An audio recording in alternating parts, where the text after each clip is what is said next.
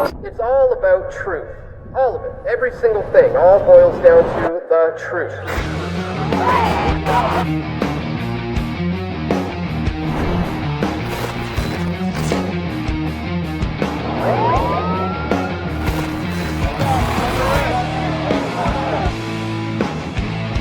We all want truth.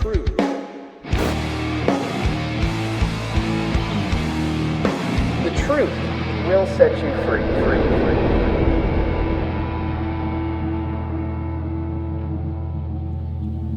All right, welcome to the program, ladies and gentlemen. Welcome. This is Press for Truth Live. I'm your host, Dan Dix.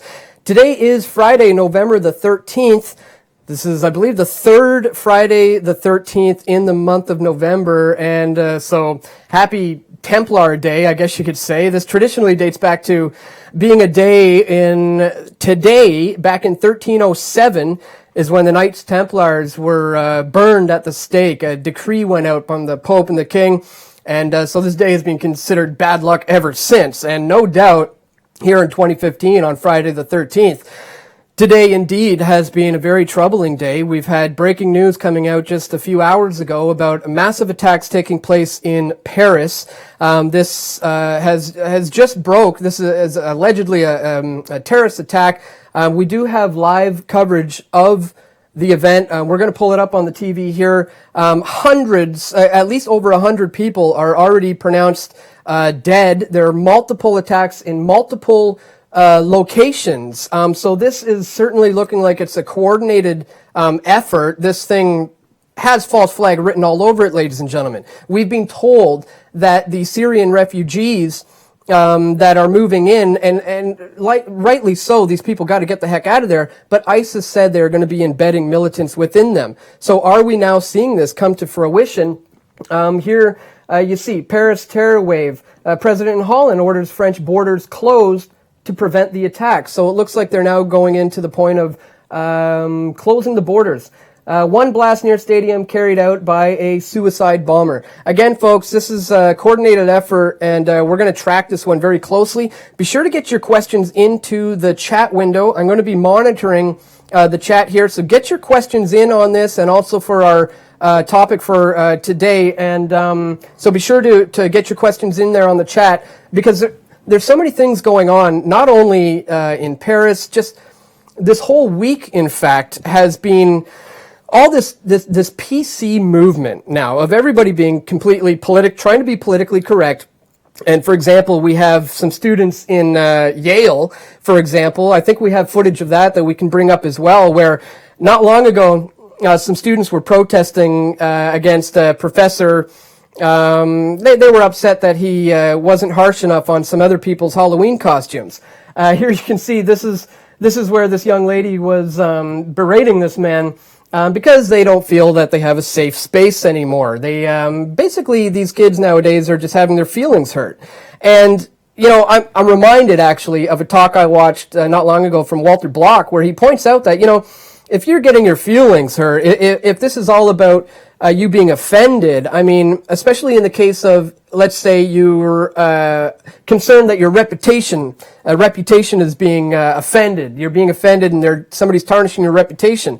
Well, he points out the fact that you don't own your reputation. I mean, what is your reputation? It's really just thoughts that people have of you in their head. So nobody can tarnish your reputation because you don't technically own it yourselves.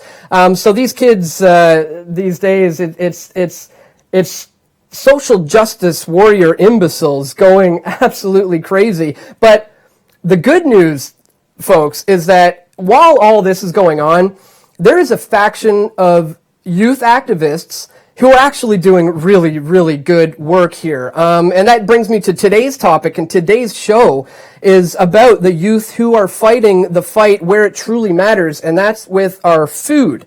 I mean, these Yale students are upset about having their feelings hurt.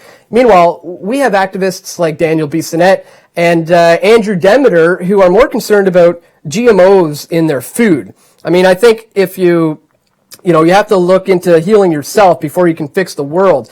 So on that notion, I want to first, I'm going to introduce my first guest, Andrew Demeter, but before we bring him on, I want to show you a mini documentary that Andrew Demeter put together himself, and it ended up winning, I believe it won awards. Andrew can tell us all about this on the other side when we have him. But this is a video that he made showing how GMO is slowly beginning to alter the very genetic makeup of mankind. So when we come back from the video, we're going to be joined on Skype with Andrew Demeter. This is his mini documentary called We the People Genetically Modified. We warned the FDA at the time, and this was now 20 years ago, that if they didn't label genetically modified foods, there would be a consumer backlash against them, because consumers would wonder what they were trying to hide. Have you ever heard of a GMO or genetically modified organism? No. I think I've heard, but I'm not really sure exactly it is. It's been a long time since I've been in college for science. It's like where they add chemicals to the fruit or veggies. I know of it as a crop where they modify the genes to like increase the yield or the taste or something else about the plant. There's been a switch in the DNA structure. You don't want to lose your seed. We require fast food restaurants to post calorie counts. So what happens in 10, 20 years down the road? To obtain a better understanding of these GMOs, I set out to interview both experts in the field of and those personally affected by genetic engineering. My first question: scientifically, how does an organism become genetically modified? A genetically modified organism, or a transgenic crop, is when a gene is taken from one organism and put into a different species. This typically is either a bacteria or a virus. For example, splicing the gene responsible for regulating a winter flounder's body temperature into a tomato would yield a frost-tolerant crop.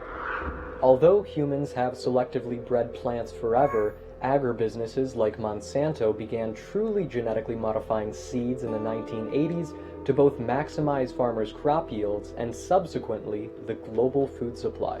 Monsanto is a giant. They're trying to make products that sell, but products that sell are products that people want, and people want products that are going to increase yields. Glyphosate, manufactured by Monsanto and commercially known as Roundup, is an herbicide that farmers spray on Roundup-resistant crops so the plants will grow but the weeds will die. It's easier for these guys. They don't have to hassle. They don't have to be as accurate. Roundup takes care of it. For now. By utilizing herbicides, pesticides, and advanced technologies, conventional farmers can spend less and produce more. But at what cost? The only problem I don't like about Monsanto is they come after us farmers. They have these patented seeds where they say, well, farmers can't use our seeds for a second round of crops. So you can buy the seed, you can plant it, you can harvest it, and then you've got to wipe your field clean and you've got to start new every year. That's part of the agreement the farmers sign. They go into farmers' fields and check, even though they're not supposed to. I mean, they trespass. Yeah, we know. Monsanto has filed suit against farmers who save and or replant these patented seeds so as to protect its multi-million-dollar investment in genetic research and development. A group of organic farmers in New York even preemptively sued the biotech giant in fear they would be sued if patented seeds from neighboring farms contaminated their fields via wind currents. But how does this information affect the average consumer? Foods that are most often genetically modified are tomatoes, corn, and soybeans, but corn and soybeans are probably the most common. According to the USDA, approximately 90% of all corn and cotton and 93% of all soybean crops planted in the United States are genetically modified. And, despite suggestions of noble intent, they're genetically modifying rice to treat vitamin A deficiency throughout the world. There are people starving in Africa, and if we can get them the food that they need, I say why not? Both the safety and nutritional value of GMOs is inconclusive and highly disputed. There's no difference between if you ate all organic or you ate regular food. So it's not going to improve your life or health or nothing different, as long as you eat fresh. GMO salmon and farm salmon also produce only 1/3 of the healthy omega-3s that wild salmon have. So the nutrient value is down by almost 70%. Some medical professionals have proposed that the increased consumption of GMOs positively correlates with the 21st century rise in allergies, autism, infertility, and even some forms of cancer. So is it possible that some of what we're seeing is related to what we're eating? The answer is yes, absolutely. Others claim that the intimacy between agro-industry and the federal government has created a revolving door of conflicting interests at the consumer's expense. Private corporations send someone to work in government who's an expert in a certain area. That expert then allows for certain advantages that companies take advantage of and then moves back and forth between the private sector and the public sector. For example, Michael Taylor, former vice president for public policy at Monsanto, is the current food safety czar at the FDA. But the ultimate question is, are these genetically modified organisms safe for human consumption?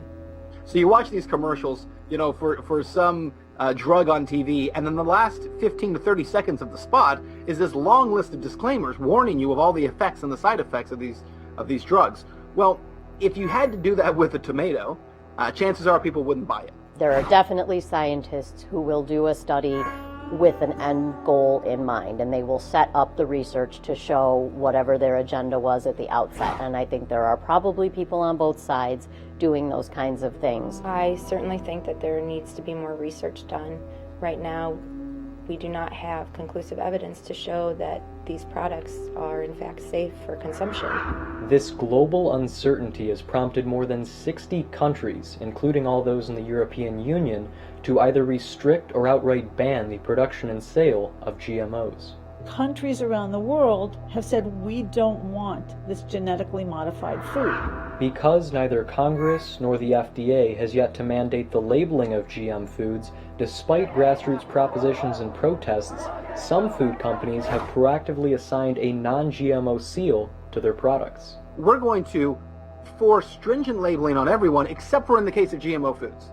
That's a problem, because again, it's where government has now decided that in this case, this particular area doesn't have to comply. Without transparency from our federal government, we are left in the dark.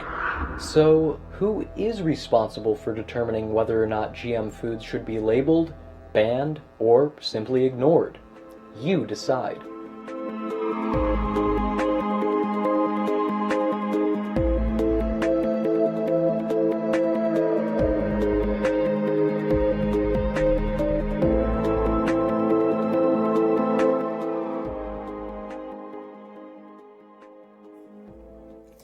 Wow, what a powerful video. I mean, the research is fantastic, and you may have noticed it's a pretty slick video as well. And believe it or not, our next guest, who we are pulling up on Skype now, has actually done all the editing for that video himself, I believe. And we are joined now on the line here on Skype with the maker of that film, Andrew Demeter. Andrew, thank you so much, man, for joining us here on PFT Live.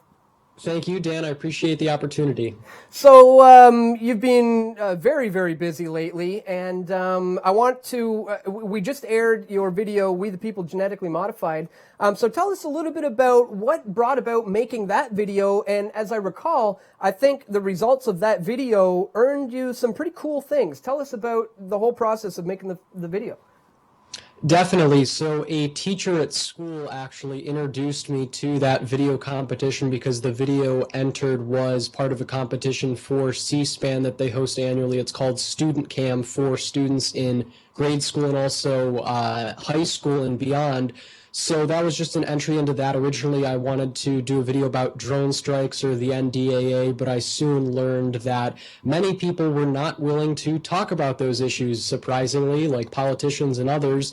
So I decided to do something a little bit less controversial, but of course speaking relatively because it's still very controversial. And surprisingly, or rather unsurprisingly, throughout that process of creating it, many people, again, didn't want to be interviewed, or they initially agreed and then later canceled, like some physicians, also politicians. So that was something interesting, and people often say, you know, what was the most interesting thing you learned throughout making this documentary, and that is it, that so many people aren't willing to talk. In my view, it's so important that we do open this dialogue because education is key in raising up this issue for public awareness. Absolutely, I'd have to agree. I mean, fundamentally, it's one of the most important things. I mean, if you want to try to heal the world, you want to try to fix things, you got to be healthy within yourself. So understanding what's in our food and what we take into our bodies is of the utmost importance. So now, what came out as a result of this film? Did you go to C-SPAN because of it, or what came out as a result of this? Sure. So because I was one of the top 5 or top 3, I don't really remember specifically, but I was one of the top winners in that contest. Technically, they called it first prize, but I was in the top couple winners. So they, meaning C-SPAN, flew my dad and I actually out to DC, where we participated in a roundtable discussion that aired later on C-SPAN. And then, somewhat unrelated to GMOs, we got to meet with former Speaker of the House Nancy Pelosi actually when we went to DC. So the video that I made as a result of that went viral. I confronted her, asking her why she supports the NSA, which is of course a violation of the 4th Amendment to the Constitution.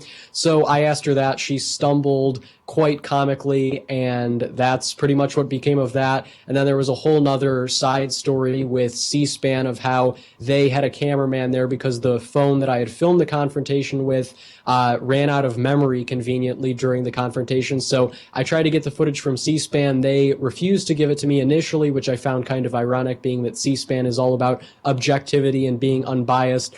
But that's a whole nother video in and of itself. Well, isn't that amazing? It just goes to show that good things happen when good people do good things. And you did a good thing. You ended up getting out to C-SPAN and then got that Nancy Pelosi video, which was amazing. And it was able to confront her on these issues of the NSA. And these are issues that are important to be confronting these politicians on right now, because mainstream media are not asking these questions. That's why we have guys like Andrew out there doing these things, leading the charge, the youth doing these things. Andrew, earlier, it's slightly off topic now, but obviously we've had breaking news today, large attacks in Paris. What's your takes on that? We're getting a little bit off topic, but I just briefly want to get your thoughts on this attack that they're claiming is probably going to be suggesting this is all done by ISIS. What are your thoughts? Honestly, I am very poorly versed in foreign policy and all the happenings, especially recently in Paris, but I do know, at least from what we've heard, it has been a terrorist attack and allegedly perpetrated by, like you mentioned, components of ISIS. So, of course, that's tragic. Anytime it's a tragic loss of life, but it's the irony for me, and I know you would probably disagree to a certain extent, but the big irony for me is that some people, and again, granted, these are radical elements, so I don't mean to stereotype, but this big irony that religion oftentimes can actually cause these, absurd amounts of violence in the world. So that's definitely an issue. And also, in the past, I've interviewed a Shirley Phelps Roper, who's part of the Westboro Baptist Church. That's another great example. So for me, it's just very tragic that, of course, these things happen, but not surprising when people take these beliefs to such a radical extreme. Yeah, and that's exactly what we're seeing. You mentioned you do interviews, and you have done a number of interviews. And it wasn't too long ago that I saw you did an interview with someone who's known as the Food Babe. She's actually done a lot of great work, raising a lot of awareness about some of the problems with the food. Namely, she exposed some of the things in the Subway buns. How did you get to begin working with the Food Babe, and what are you doing with her now? It's really a story of persistence and determination, Dan. I originally set up an interview with her actually regarding her book, The Food Babe Way, which I think now is a New York Times #1 bestseller. So I wanted to interview her about the book, hadn't heard anything in a while, and I was kind of disappointed. Then she finally agreed to it, and it took a while because she kept canceling and rescheduling, no disrespect to her though. So that was disappointing. I told a lot of people about that. I was kind of disappointed. They're like, oh, just give up, don't bother. So I persisted, of course, as is a result of many great things, or as is a cause of many great things. And by persisting, I eventually interviewed her, and I think she enjoyed the way I edited the interview together. So as a result of that, she actually called me a couple days later after the interview was posted and said, hey, I'm looking for a video editor. Are you interested in a job? So being that I was on summer break, I figured, hey, I'd love to. I could make money and also do something that I'm very passionate about. So it was something great. And as far as the work I've done for her, I've put together a couple videos.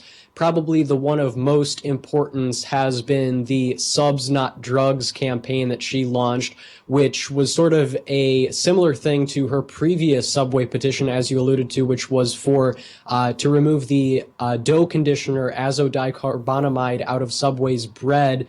It's also found in yoga mats. So this new petition, though, the Subs Not Drugs one, again, has actually been successful by getting antibiotics used in Subway's meat out of that. So, of course, that eliminates the ability for superbugs to be created in livestock and then for us humans to contract those diseases, because thousands of people are actually dying as a result of it. And again, that campaign has been successful. So that's probably been the biggest work I've done for Food Babes so far. And of course, I'm continuing on in the future.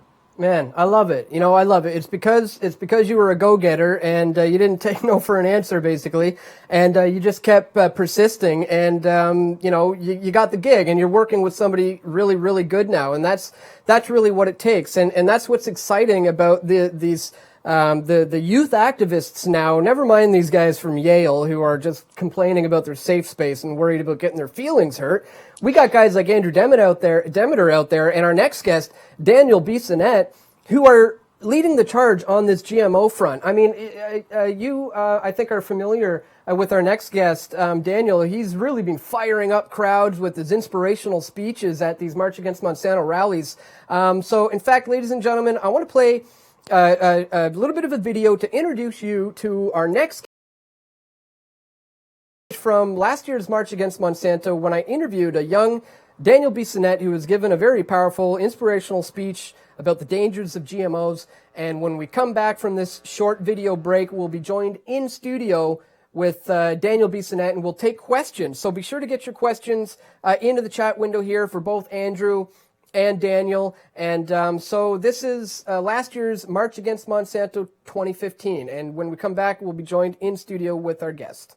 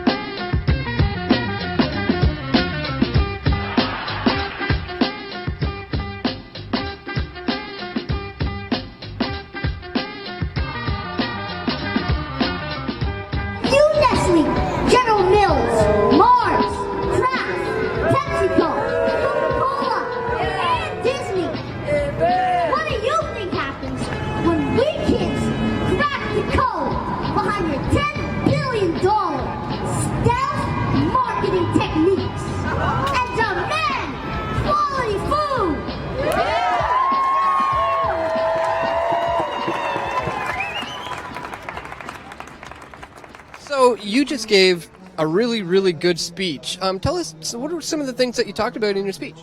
Well, I talked about how the people think junk is food. Well, kids think junk is food, and they like it because it's tasty.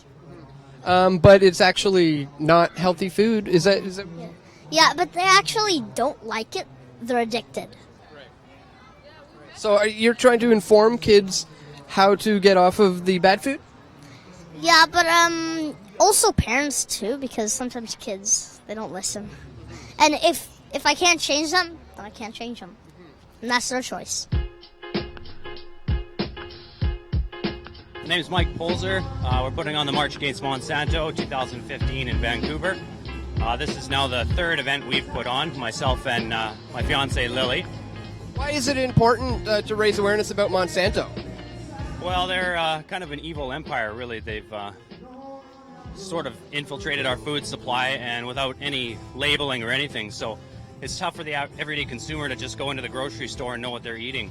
You know, you pick up a box of food, something that's processed, 80% chance that it's got some kind of genetically modified organism in it. Basically, they manufacture seeds, and they also manufacture the pesticides to spray on the seeds, so it's greater profit for them. And what they do is genetically modify organisms, like our most popular crops, corn, cotton, etc., so that they're resistant to glyphosate. But what happens is over time, they need to use more glyphosate on their product, so it's a win-win situation for them. So they're actually making more money by using more pesticide and more GMO crops. And they've done many studies on the effects of glyphosate, how toxic it is, how glyphosate causes cancer, as well as GMOs. There's been research showing how it's leading to more food allergies with time. That's why many people are allergic to soy, etc., because it's genetically modified, and our bodies don't know how to handle these things. It's something new. It's not been researched enough, so we don't know if it's safe or not.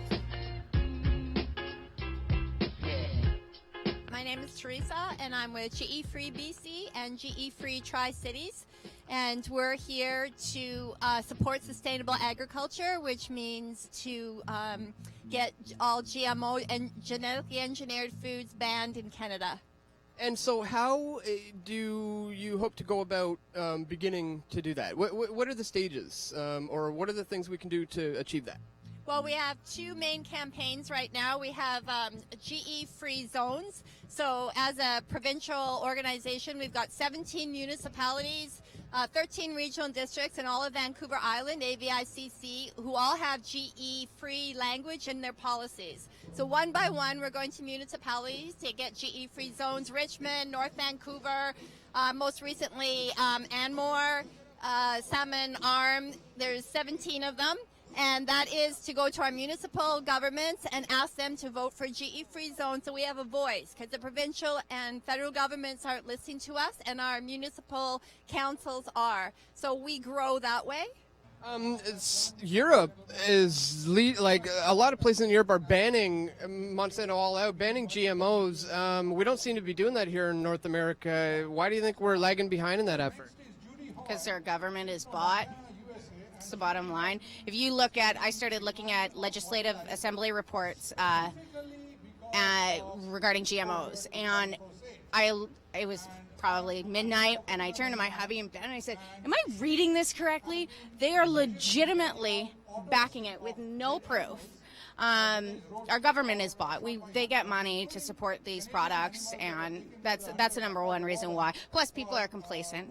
Unfortunately, there is a lot of collusion between government and industry, so it's really tough for any sort of accurate regulation or safety testing to be done, because they use substantial equivalence or something along those lines to approve it. So they basically say, it looks like an apple, it tastes like an apple, so it's an apple, it's safe to eat, without actually doing any long-term safety studies. So that's the big risk there. Typically what we see is Canada will follow the U.S. So in the early 2000s, GE Free BC and CBAN, which is our national organization, Canadian Biotechnology Action Network, they had thousands of signatures asking for GMOs to be banned. It was completely ignored. So now we do it one product at a time here in Canada. We have stopped the GMO wheat, the flax that was approved, but it wasn't the flax, sorry. We have stopped products that have been approved that never made it to the market because of consumer rejection. And it's the GMO alfalfa that was approved, but it's never been in the marketplace, again, because of our the consumers and the farmers. And now we have, with the apple, we have the retail campaign. We have almost 100 stores in BC alone, and it's now moving across Canada, where consumers are going to their stores and saying, we're afraid of buying an unlabeled GMO Granny Smith apple or Golden Delicious. We're asking you not to bring them into the store. So stores are taking pledges and saying, we won't sell the GMO Arctic apple. So we're taking it one product at a time. So is it kind of about non-compliance more so, saying, I don't want anything to do with this? Because I think a lot of people have an issue with, when we have a truly open free market, anyone, even organizations such as Monsanto, should be allowed to exist in a truly open free market. But people need to have the choice to be able to know if what they're getting is poison or not, right? So I guess what I'm wondering is, does it come down to, you know, forcing them to have to label their food, or banning them to be able to exist altogether?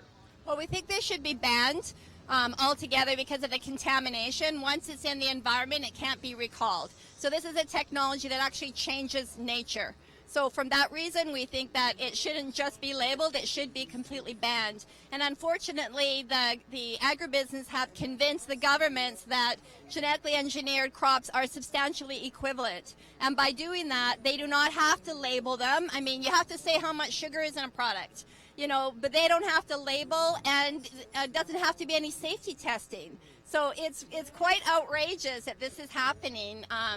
Plus the control of the seeds. There's more and more control of the seeds. Farmers no longer can save seeds. Our biodiversity is disappearing. These same companies that are making the genetically engineered crops also own the majority of all the world's seed. They're buying up our seed, and it's basically, it almost sounds like a science fiction story, but they are after corporate control of our food system worldwide. So where do we go moving from here then? Maybe in the next few weeks, months, or even years from now? What are some things that average people can do to get involved? I think there's a lot you can do to get involved. They do these protests twice a year, so you know, and I think it's important to be informed. Well, the main thing is your choices with food every day is shopping organic, shopping locally, doing the best that you can. The prices may be more expensive, but organic farmers actually have to work harder. They have to pay more to have their crops certified organic, and they don't get funding from the government, whereas regular crops subsidized. So yeah, it's not fair for organic farmers. So if you're really passionate about it, make sure you pay the price a little bit more, because it's worthwhile to buy organic food that you know is safe for you. More people need to be coming. Yeah, I agree. Yeah, it's a pretty good crowd, but I think we need more people as well. How do you think your speech went? Well, I'm not really sure because I have to watch it myself. I just do it and then watch it. Well, I saw it, and I thought it went great. I have the footage, so you'll get to watch it at some point. Any final thoughts on what people need to, keep in mind or need to learn about of how to eat better? Well, they should make their own food, grow their own food, and make their own gardens. Excellent advice. Thanks so much for talking to us. You're welcome. Thank you, actually. All right, we are back, and that was the one and only Daniel Bissonnette, and as you can see, this is a very well-spoken young man, and we are now joined in studio here with Daniel. So, Daniel, man, thank you for taking some time to come in studio and join us here today. Thank you for this opportunity. Well, it's great to have you here because, today we're talking about GMOs and the importance of, eating healthy and stuff like that. So you talk a lot about that. For kids out there who are watching, people who are watching, what are GMOs and why are you concerned with them? Well, GMOs stand for genetically modified organism. Mm-hmm. So let's say a stranger gave you a bottle with no label. You had no idea what liquid was inside. Right. You didn't know if it was juice or a deadly poison. Would you drink it? Well, I would certainly want to know. I would definitely want to know what's in there. I probably wouldn't be too smart to drink it. This is GMOs. They haven't been proven to be safe. Right.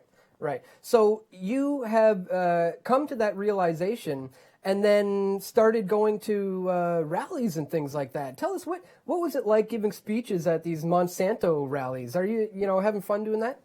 It's awesome. Yeah. Well, you're killing it. I mean, you're doing such a great job, and there's not a whole lot of activists out there doing these things. We have a few. There's another one, like our guest, who we do have on Skype. In fact, we have him here joining us now. This is Andrew Demeter. I don't know if you've ever met Andrew Demeter, but Daniel Bissonnette, meet Andrew Demeter. This is another young activist who's doing the same things you are. So, Andrew, did you ever see some of Daniel's footage from the March on Monsanto rallies? Dan, and I have to say, Daniel, you give the most amazing speeches probably. I've told people in past interviews I dream of giving speeches like you do, so I applaud your work and I really thank you for your activism. Thank you. Yeah, you know, it's so cool to have guys like you out there leading the charge, leading the fight against this movement. Now, I want to check to see if we have any questions from the audience here for any of you guys, and I don't know that we have any questions coming in yet. So get your questions in, ladies and gentlemen, for our guests here, because again, it all comes down to the food that you put in your body is what's the most important thing. If you want to try to fix people, you have to learn how to fix yourself. So, Daniel, in the last video, we were talking a little bit about, you were saying some of the things you might be working on moving towards. You mentioned some books. Tell the people, what are you working on? I'm working on 2 books. One of them is to reconnect people with nature. It's called The Giving Child. It's the best story. There are so many hidden messages inside, one after another, and there's obvious ones. And it's good for all ages, and it's a great bedtime story. It's like really good for also morning and anytime. Awesome. It's a great story. And then what is the second book that you're working on? Oh, I love this one. I love both, but this one, this is more for people who want to eat healthier. It's Daniel's Breakfast Burst. Oh, like a recipe book, or? It's for breakfast. Okay. It's a breakfast book. And then we're going to come up with a lunch and dinner. So you're releasing a breakfast, lunch, and dinner a line of books eventually. Yeah, but this is the first. This is going to be the first one. So dealing with what? The best way to start is breakfast. Good point. The best way to start your day is breakfast, and that's the most important way to start your day, right?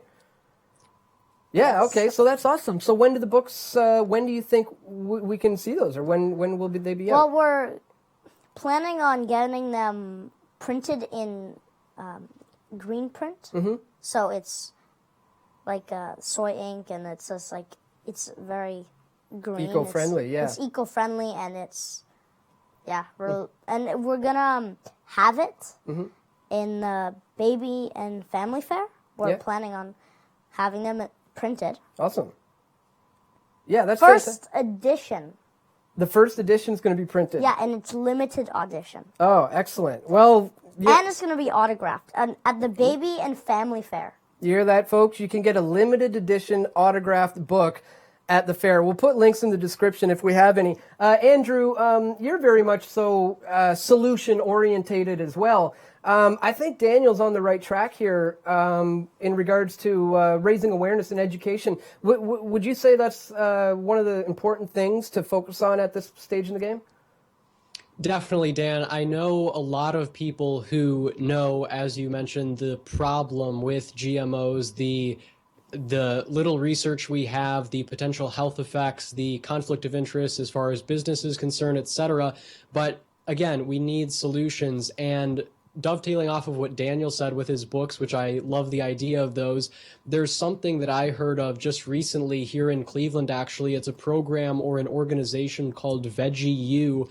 And as, again, Daniel mentioned, they're trying to reconnect kids and the youth with where their food is coming from, because they're going into classrooms with curriculum, with their program, and they're giving these kids the opportunity to set up gardens in the classroom, to pick lettuce and eat that lettuce, and again, reconnect them. Because if you go to the grocery store right now, I bet a lot of kids, if you gave them a bag of potato chips, they probably wouldn't know where those actually come from. And again, we're just so disconnected in that regard. So I think that by ultimately, and again, as Daniel mentioned, growing your own food, I think all of those are very important aspects. And ultimately, again, at the end of the day, it's a thing of education. We need to educate people, and then from there they can make their own decisions. Very, very well said. And you've been doing a great job at that, especially in this field. So give people the links to where they can go if they want to learn more about some of this information from you. Yes, definitely well spoken. And also, not knowing, do you want to be a lab rat? Yeah. It's the same as drinking the liquid, mysterious liquid. it's probably deadly poison. Because who gave it to you?